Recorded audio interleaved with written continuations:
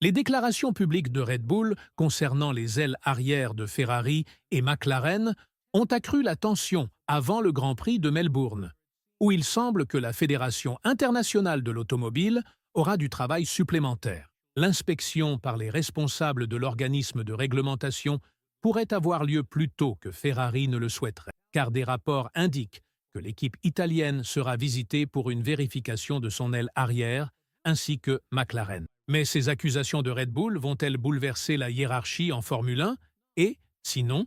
seront-elles un signe évident que l'équipe perd rapidement sa domination?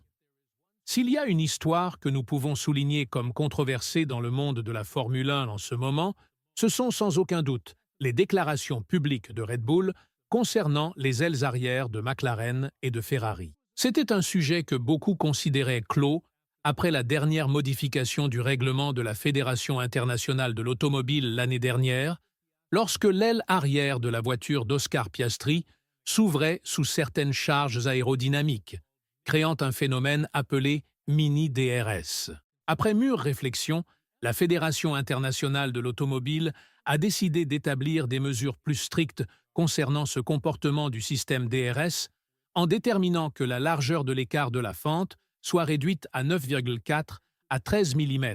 par rapport aux 10 à 15 mm initiaux, en plus de maintenir la limite de 85 mm lorsque le système DRS est activé. De plus, la Fédération internationale de l'automobile voulait s'assurer qu'il n'y avait aucune marge pour que la carrosserie du système DRS soit totalement ouverte ou fermée,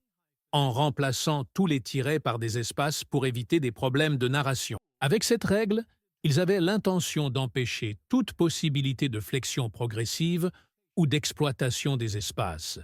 quelque chose que McLaren aurait pu utiliser pendant une longue période, ayant été prise sur le fait à Bakou l'année dernière. Cependant, selon Red Bull, cette histoire est loin d'être terminée. Il ne s'agit pas seulement de McLaren, qui inquiète actuellement l'équipe autrichienne, mais aussi de Ferrari. L'équipe de Maranello a été accusée par le directeur technique de Red Bull, Pierre Waché, qui a déclaré que cela constituerait un gros problème tout au long de la saison et que, si la Fédération internationale de l'automobile n'intervenait pas,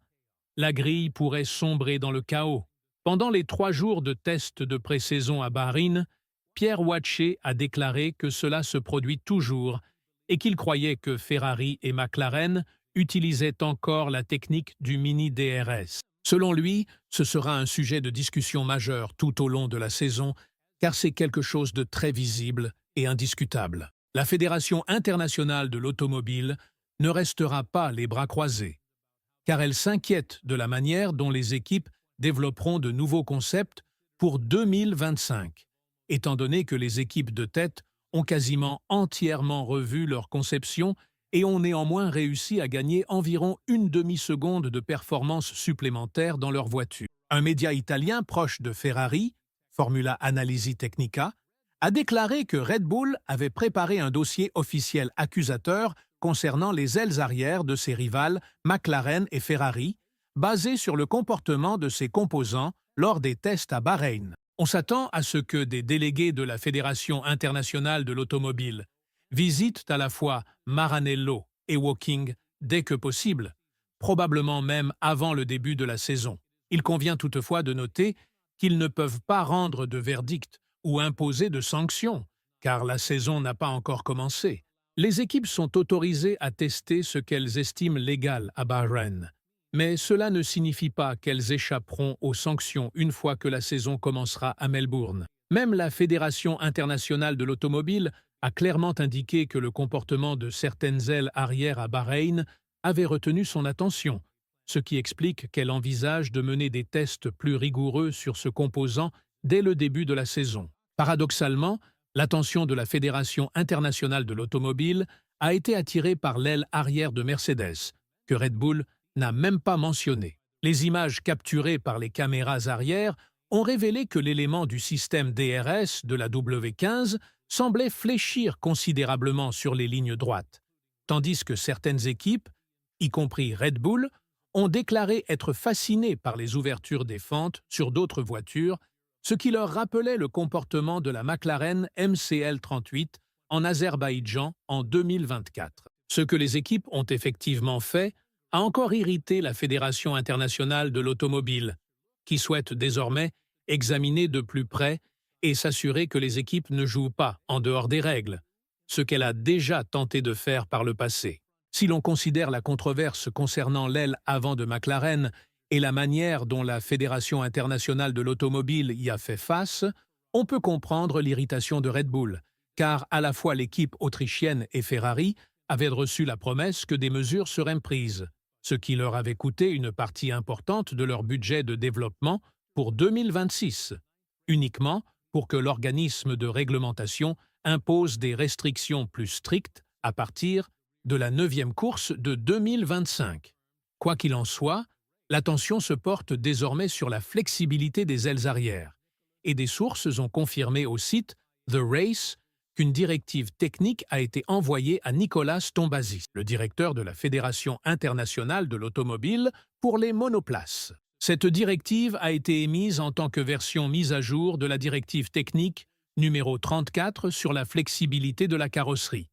Et il ne fait aucun doute que la Fédération internationale de l'automobile ne perdra pas de temps, contrairement à l'enquête sur l'aile avant l'année dernière. Ces tests débuteront lors du Grand Prix de Melbourne et comprendront l'analyse de séquences en haute définition des ailes arrière à grande vitesse, à travers le suivi d'autocollants de référence apposés à des emplacements spécifiques. De cette manière, la Fédération de l'automobile aura une meilleure compréhension du comportement de ce composant suspect lorsque les voitures seront sur la piste. Cette méthode est similaire à celle utilisée par la Fédération de l'automobile pour surveiller la flexibilité des ailes avant, lorsqu'elle a installé plusieurs caméras à partir du Grand Prix de Belgique, et elle prévoit de mettre en place des tests encore plus rigoureux à partir du Grand Prix d'Espagne en 2025. Cela pourrait être le contexte de ce qui a déclenché cette controverse sur les ailes arrière. En plus de toutes les plaintes de Red Bull, qui semble être l'équipe la plus consciente de sa position actuelle sur la grille. Selon Helmut Marko et Pierre Waché, il reste encore beaucoup de travail à faire sur la RB21, car la voiture n'a pas bien réagi au retour, ce qui suggère qu'il pourrait être bloqué au même niveau que dans la seconde moitié de la saison précédente. Cela a suscité de nombreuses discussions sur le fait que Red Bull pourrait montrer ses faiblesses plus qu'il ne se soucie réellement du règlement sportif de la Formule 1. Qu'on l'aime ou non, ils se sont plaints un peu trop ces derniers mois, ce qui n'est pas de bon augure pour une équipe qui cherche à se redresser après une baisse significative du développement de la voiture en 2024. Si ce n'était pas pour Max Verstappen, le championnat des pilotes aurait été perdu depuis longtemps, et c'est une crainte que l'équipe porte avec elle pour la saison 2025, ce qui soulève également des questions sur l'avenir de Christian Horner et sur l'endroit où il finira. Toutefois, l'attention se porte désormais sur l'enquête de la Fédération de l'automobile concernant la flexibilité des ailes arrière, Ferrari portant probablement un fardeau plus lourd que les autres équipes,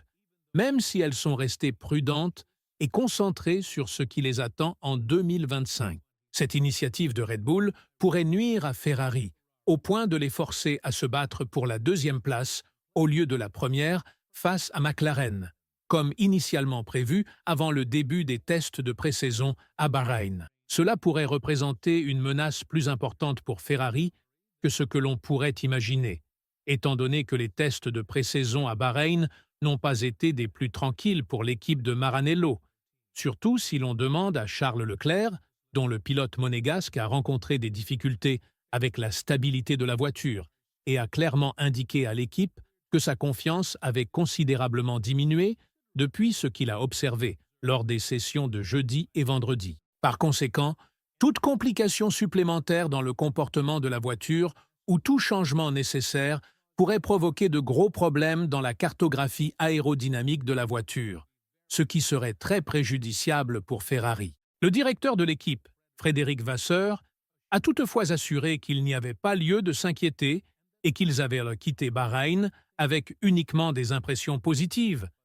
Mais ce n'est pas exactement l'avis de Leclerc, qui a déclaré dans une discussion sur la question que les chiffres correspondaient aux attentes,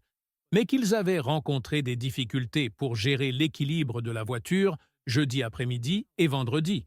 et qu'il restait encore du travail à faire. Laissez votre commentaire ci-dessous et Si vous êtes intéressé par les dernières informations concernant les accusations portées par l'employé à son encontre, regardez la vidéo qui apparaît maintenant sur votre écran.